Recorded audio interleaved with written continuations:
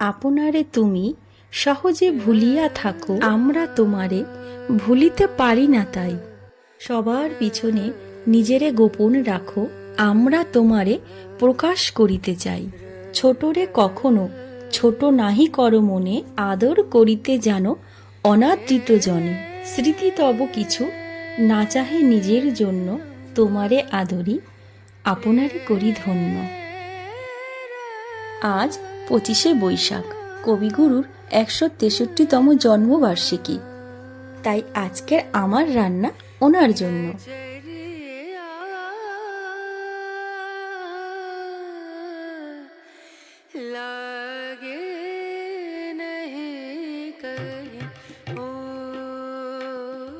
নমস্কার বন্ধুরা, সবাইকে স্বাগত জানিয়ে আজকে ভিডিও শুরু করলাম। আর আজ এই রবীন্দ্র জয়ন্তীতে রবি ঠাকুরের পছন্দের কোনো রেসিপি হবে না তা কি কখনো হয়? তো আজ শেয়ার করতে চলেছি রবি ঠাকুরের খুব পছন্দের একটি ইলিশের রেসিপি। আর তার জন্য নিয়ে নিয়েছি ইলিশের 3 পিস পেটি।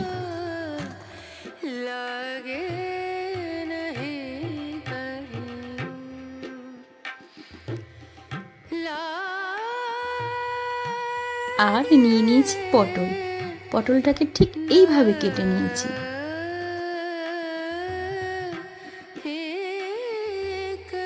কড়াইতে গরম জল বসিয়ে তাতে নুন আর একটু হলুদ দিয়ে ইলিশের পেটিগুলো সেদ্ধ করে নেব।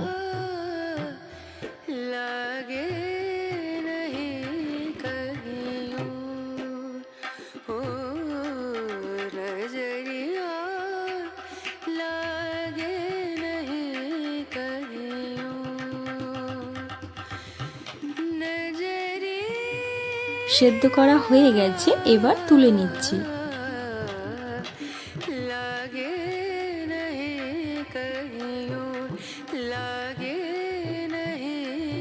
অন্যদিকে একটি কড়াইতে সর্ষের তেল নিয়ে নিয়েছি। তাতে সামান্য একটু হলুদ গুঁড়ো দিয়ে পটলগুলো ভেজে নেব।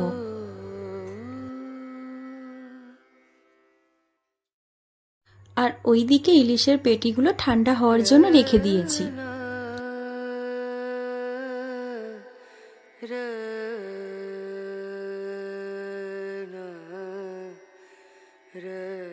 একটু নুন দিয়ে দিলাম।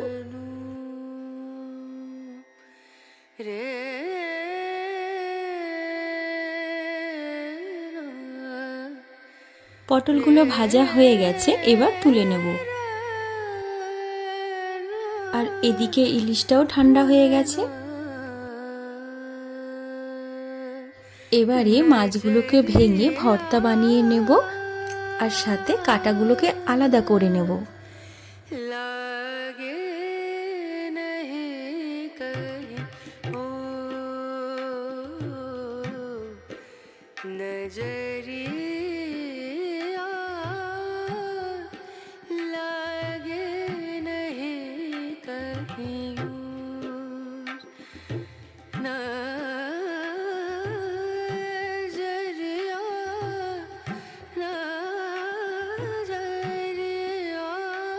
এরপর একটি কড়াইতে নিয়ে নিচ্ছি সর্ষের তেল।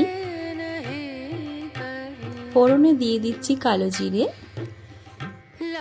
দিয়ে দিচ্ছি পরিমাণ মতো হলুদ গুঁড়ো,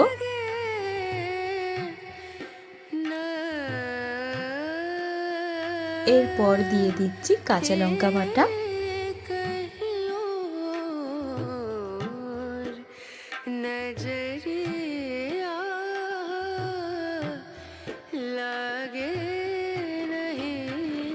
দিয়ে দিচ্ছি সেই ইলিশের ভর্তা।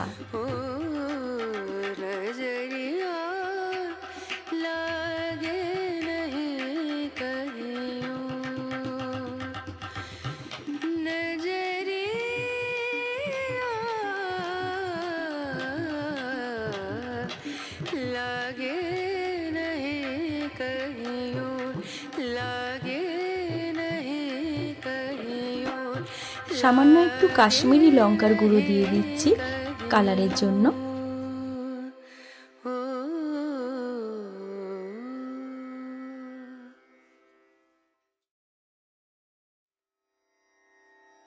এই পর্যায়ে দিয়ে দিচ্ছি ভেজে রাখা পটলগুলো।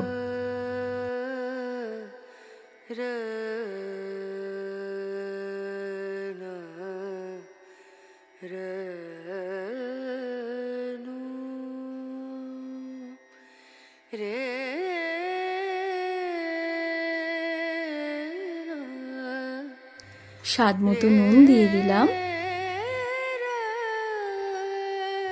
আর একটু জল দিয়ে দিলাম।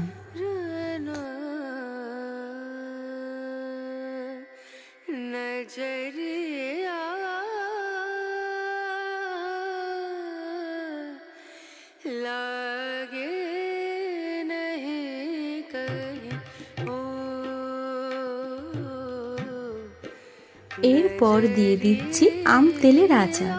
এটা কিন্তু আমার বানানো। বন্ধুরা, আজকের রেসিপি যদি পছন্দ হয় লাইক কমেন্ট শেয়ার করে দেবেন আর পুরো ভিডিওটি অবশ্যই কমপ্লিট করবেন।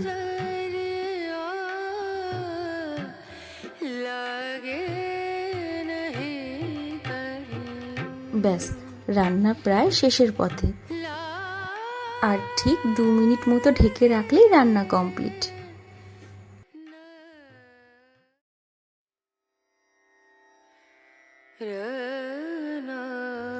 আর এই যে রবি ঠাকুরের সব পছন্দের তরি তরকারি নিয়ে আজকে লাঞ্চে থালিটা সাজিয়ে নিলাম।